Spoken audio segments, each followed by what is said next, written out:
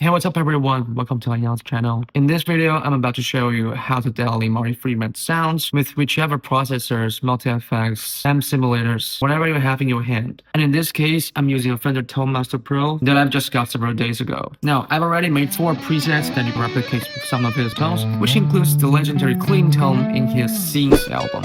I'll go over piece by piece of the components that I've used and also some important settings of it. So stay tuned, and without further ado, let's jump right in. So the first one is his most recent modern lead tone.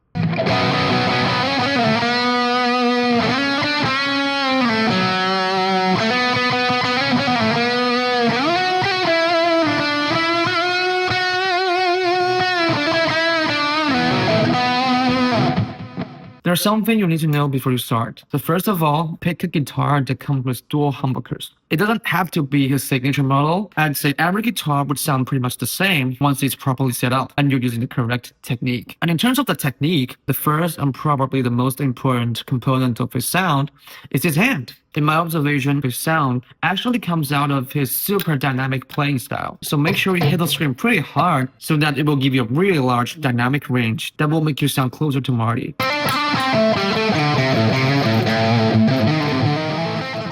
Alright, let's begin with the settings. Actually, Marty's lead tone is really simple. In reality, he just plugs into his Angle Inferno amp and set up with pretty high gain, and that's pretty much it. So rule number 1, if you happen to have an angle simulator in your processor, just use that angle, and that'll be it. The model doesn't matter, maybe Powerball. Just set everything at travel clock or 50%, and that's pretty much it. But what if your processor doesn't come with any of those angle simulators? Well, that happened to be the case today. So in Fender Tone Master Pro, it doesn't come with any of those angles, not at this moment. So we're gonna replicate that sound with some other amp models. So what's special about Marty's Inferno amp? Well, first of all, his angle has a very tight and punchy bottom end. It sounds and feels tight as I mean, every angle is like that. What makes Marty's model special in all the angle lineups? Well, it has the L34 power amp. So on top of that fat low end, there's another layer of grittiness at higher mid-range. This sort of frequency that is kind of focused and sometimes squeezy, if that makes sense. Just like the quality of some hot-rodded Marshalls. So that being said, what I'm going to do here is I'll combine 2 different amplifiers to replicate the sound of an angle. And in amp number 1 is an EVH 5153 model, which I found that Fender has done a really good job here. It feels really tight and really realistic, just like playing to a real amp.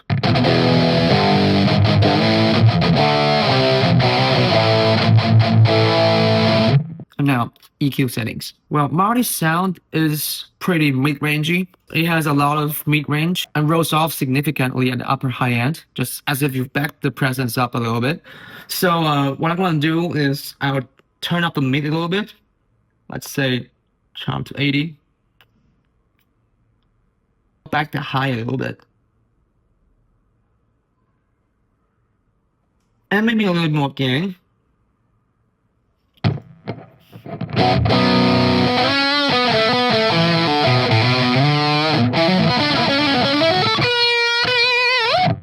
Pretty nice. And for amp number 2, I'm using the Friedman V100 model, which is, like I said, a modern Marshall to replicate that mid-range sound, that extra layer of crunchiness. Well, for the record, you don't have to use Friedman. Sodanos, JVMs, GCM 2000s, whenever it sounds favorable to you, you can just give it a try. Just make sure that real model that it replicates from has EL34 post amps. Normally, a Marshall amp does not have very much low end, and nor did it have enough gain. But Marty's tone is pretty dark and very fat, so we're gonna crank up the gain and low end a little bit.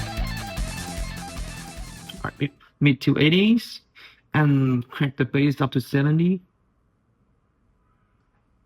Lower the treble. Alright, let's give it a try.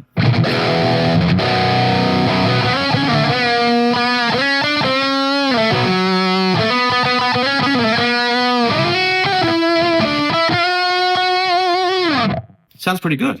And again, all of these settings are just to my taste, and everybody's using different guitars and different settings in different listening environments. So if your favorite setting is different from mine, just feel free to adjust it. At the end of the day, it's you that decide which is more favorable to your ears. One thing I forgot to mention is the cabinet. We all know that Marty's sound is pretty tight. I'll just use V30s just to be safe. I use the Marshall 412s for the Marshall side, and the Mesa Boogie for tones with V30s on the EVH side. And I'm using a combination of SM57s and Sennheiser MD421s. If there's an E906, I'll use that as well. I'm always a fan of the blended sound of a 57 plus something with more low ends. In this case, I just found Sennheiser that works better for this setup. And for positionings, the closer to set the mic to the center, the more harsh it will sound. The further away, it sounds more dark and rounded.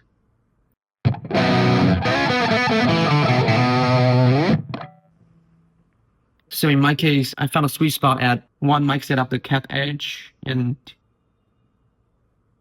the other one, probably 57, set further away at the cone. I think the blend of them sounds fantastic.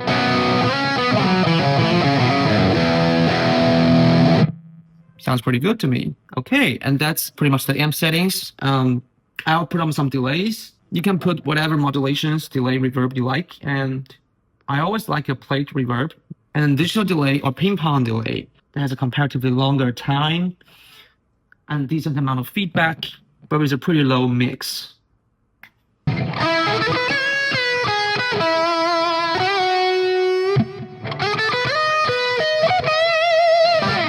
Perfect. And we are 90% there for the lead tone. But there's one final spice. It's optional, but I think it's pretty important for Marty's tone, which is the auto or auto filter. Well, the Maxon AF9 is what Marty always asks for the only pedal he needed. But to be honest, I don't think you'll find it anywhere in any of those multi-effects. And luckily, I found a very similar replacement in this Fender Tone Master Pro, which is this effect called Filtron. So the lower three selectors are actually exactly the same as the AF9, which is surprising to me. Marty's setting of AF9 is put everything down below at 0. So which means set it to low pass, and the direction is down. And the range was supposed to be low, but I just found it barely audible here.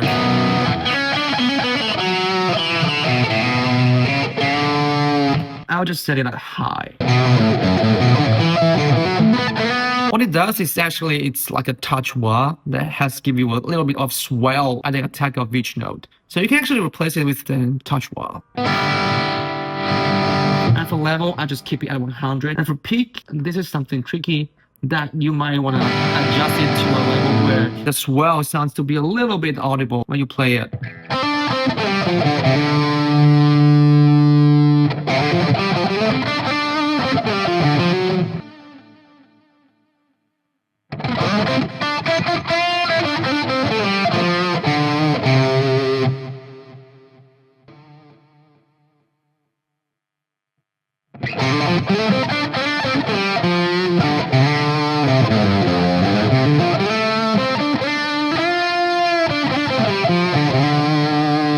And for gain, I'll give you a little bit of gain because in AF9, it has some gain as well. It doesn't need any other overdrive pedals because it sounds basically like a booster. That's pretty much it about his lead tone. Before I forgot, I've also made you a lead and rhythm selector, which you can switch into rhythm tone in case you need it.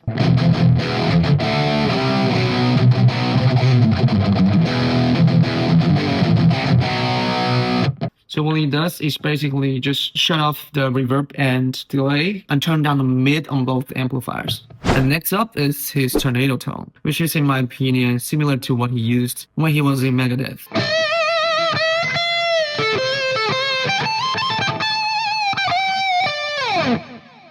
So this one is gonna be simple because I think his tone back then just sounded like an old school cranked up and boosted Marshall. So what I'll do is just turn the freebuy amplifier at 100% mix, and right now the 5153 is not working. And then turn down the mix of the delay a little bit because it definitely sounded drier. And then add a booster. What I used here is a tube screamer. So again, his sound back then was also pretty mid-rangey, which is really different from Dave Mustaine's sound, which is pretty much like a surgeon knife. So I kept the blend and level at 12 o'clock, dialed back the tone significantly, and almost give no drop at all. Let's check out how it sounded without it.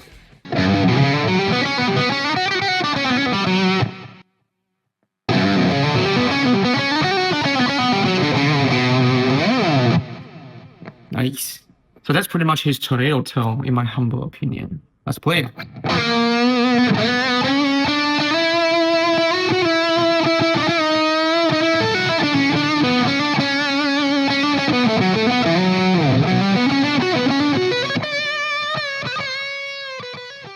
thirdly, a lead clean tone, which is pretty good for playing his recent works.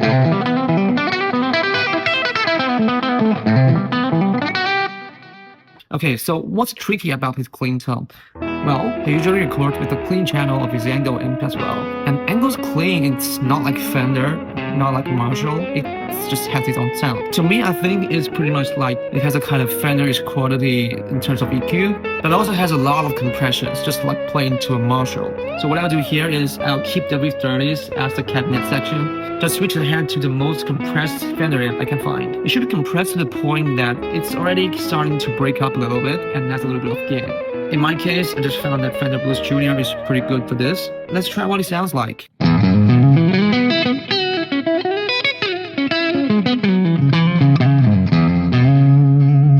It sounds great, but it still sounds too Fender. And then I'm gonna play with the EQ a little bit. I've definitely needed to be brighter, so I'm gonna turn up a treble a little bit. Maybe still too fat. So I'm gonna dial back the bass significantly. Let's try this.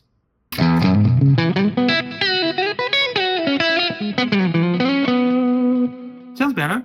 Maybe more mid, just a tiny bit.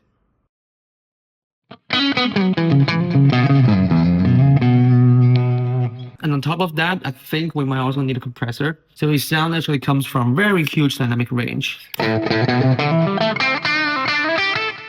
which is way too easy to clip. I'm just gonna add a compressor on the front with a pretty fast attack and a kind of longer release.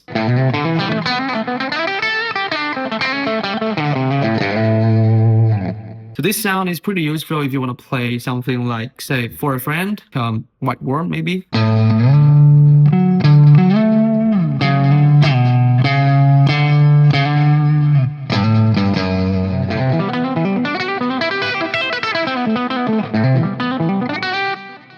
But in a lot of cases, he actually prefers the tone with a little bit of distortion. I'll turn up the overdrive pedal we set up just now and see how it sounds.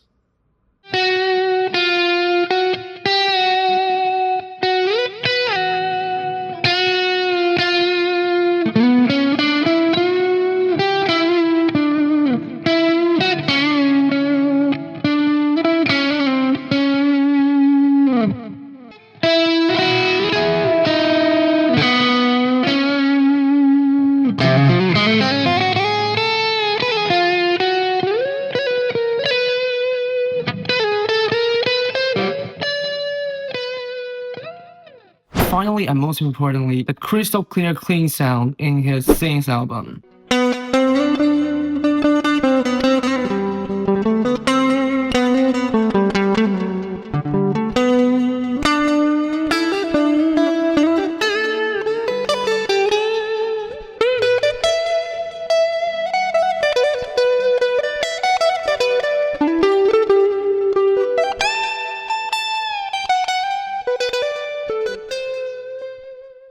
First of all, you need a single coil of guitar and switch to neck position. And back then, he was playing through a quadra verb with the preset named wet rhythm guitar and directly into the console. So we're gonna replicate that line-in sound. And luckily, in Fender Tone Master Pro, we do have a console simulator, which is called the Studio Preamp. And you don't really need to adjust that much. You just need to play around with the EQ a little bit. It doesn't have a set formula because every guitar is different. I'm using a very bright guitar here, so I have the EQ pretty much flat. I'm turning up the gain a little bit. But if you're using a warm guitar, like something with humbucker, you might want to dial back the bass and crank up the treble.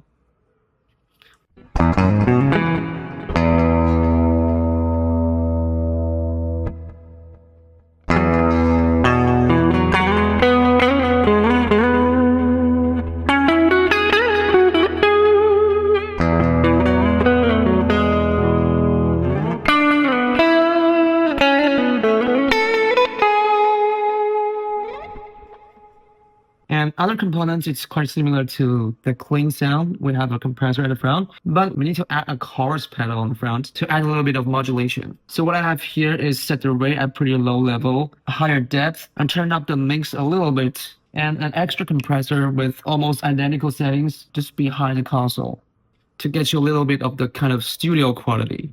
And also some modulated reverb to make it more wet. Again, you might have to change the EQ a little bit because every guitar is different, but here's what it sounds like.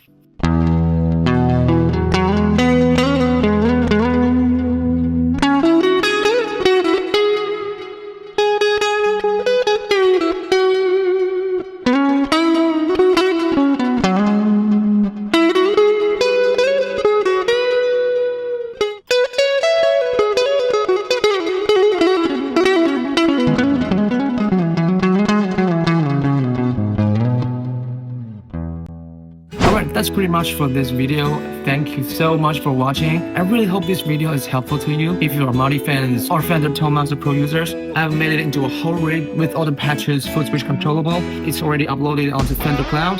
Just search Marty's rig by Ayaan and you'll get the exactly same setting as mine. Thumbs up, subscribe, and comment down below if you like this video. Enjoy the patches. Have a great day. Until next time. You.